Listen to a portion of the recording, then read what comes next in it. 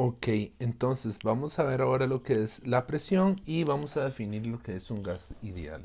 Bueno, digamos que la presión es algo un poco sencillo. Supongamos que aquí yo tengo una superficie, ¿ok? Yo tengo una superficie y esta superficie tiene cierta área, ¿verdad? Esto de acá tiene un área y yo le aplico una fuerza. Entonces yo estoy aplicando una fuerza por cierta cantidad de área, ¿verdad? Entonces si yo aplico una fuerza por cierta cantidad de área, entonces yo puedo definir la presión. La presión básicamente, ¿verdad? Si yo hago de hecho, la fuerza por unidad de área va a cambiar, ¿ok? Dependiendo del área. Entonces, entre menos área va a aumentar la fuerza, ¿verdad? Porque digamos, no es lo mismo que yo destruya una fuerza pequeña en una pared o una fuerza pequeña en algo pequeñito, ¿verdad? Entonces, vamos a definir esto básicamente para que lo vean fácil, es como un cuchillo. Yo sé que es un ejemplo un poco bélico, pero supongamos que yo tengo un cuchillo que tiene un buen filo y tengo una cuestión que es cuadrada. Entonces, si yo le apunto a algo, o sea, si yo ejerzo una fuerza con un cuchillo, ¿verdad? Que tiene una punta bastante pequeña, yo puedo penetrar las cosas más fácil que si aplico la misma fuerza con algo cuadrado, ¿verdad? No necesariamente lo puedo penetrar tan fácil. Entonces, básicamente la presión es igual a la cantidad de fuerza en un área determinada. Entonces, digamos, pero no necesariamente esta fuerza, ¿verdad? Esta es la definición de presión, ¿ok? Y las unidades de presión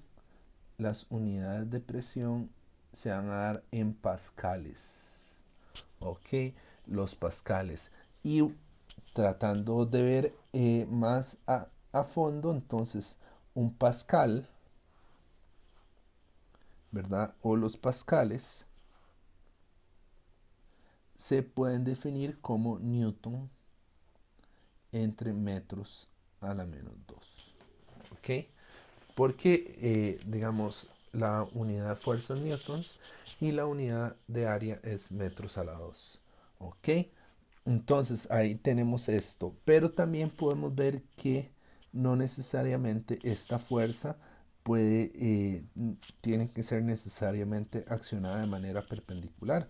Podemos tener la misma área, podemos tener la misma área y aplicar una fuerza de esta manera, ¿verdad? Entonces estamos haciendo exactamente lo mismo. Entonces, en este caso, la presión, aquí sería un ángulo cita, la presión vendría dado como fuerza por coseno de cita entre el área. ¿Ok?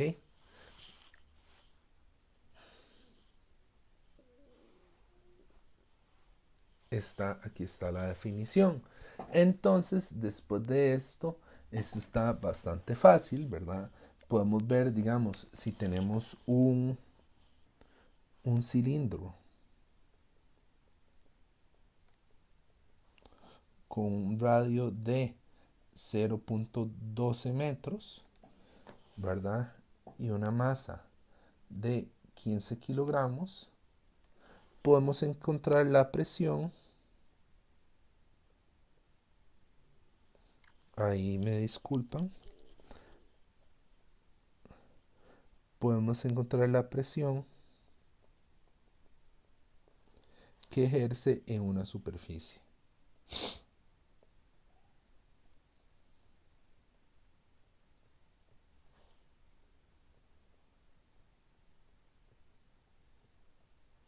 ¿Cómo podemos hacer esto? Bueno, podemos tener un cilindro,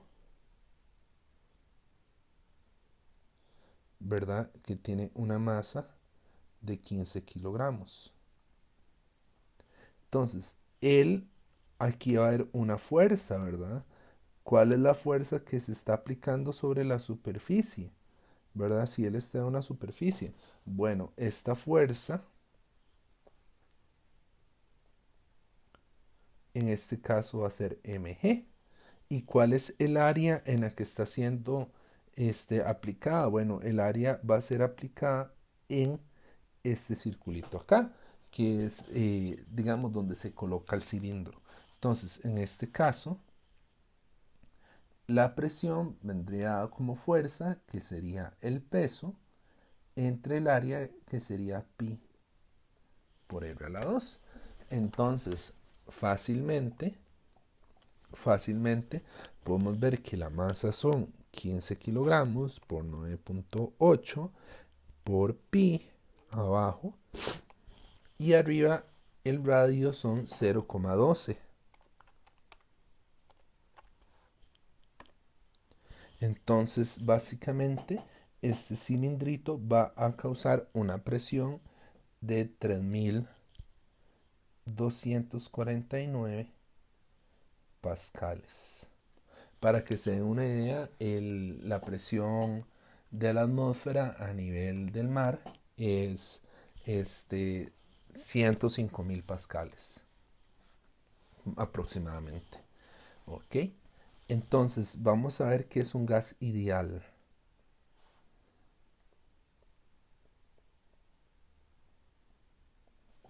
Y esto necesito que se lo aprendan.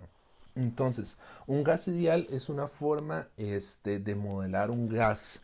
Obviamente no existen gases ideales, pero es como una forma teórica de empezar a ver cómo, digamos, cómo funcionan los gases. Entonces, bueno, primero que todo, la presión molecularmente, para que se den una idea, se da por los choques que tienen las moléculas de los gases en las paredes del recipiente en el que están. Entre más moléculas y más temperatura, ¿verdad? Mayor va a ser el movimiento de estas partículas, y estas partículas van a chocar con las paredes, y eso es lo que hace la presión. Entonces, básicamente, para saber yo qué es un gas ideal, primero que todo, las moléculas tienen que ser partículas puntuales. ¿Ok? Básicamente que las partículas que lo componen no tengan volumen. Tienen que obedecer las leyes de la mecánica, colisiones, etcétera, etcétera.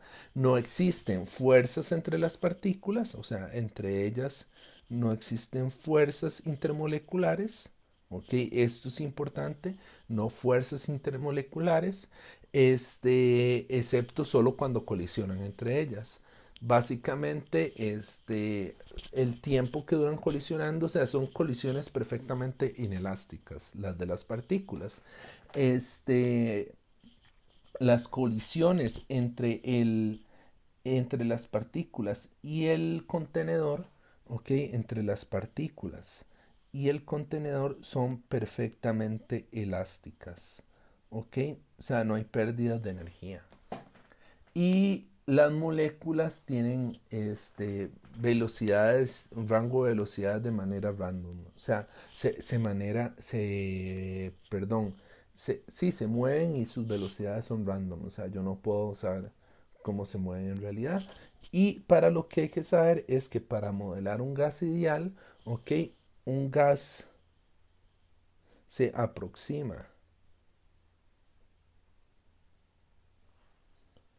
a un gas ideal cuando la densidad es baja.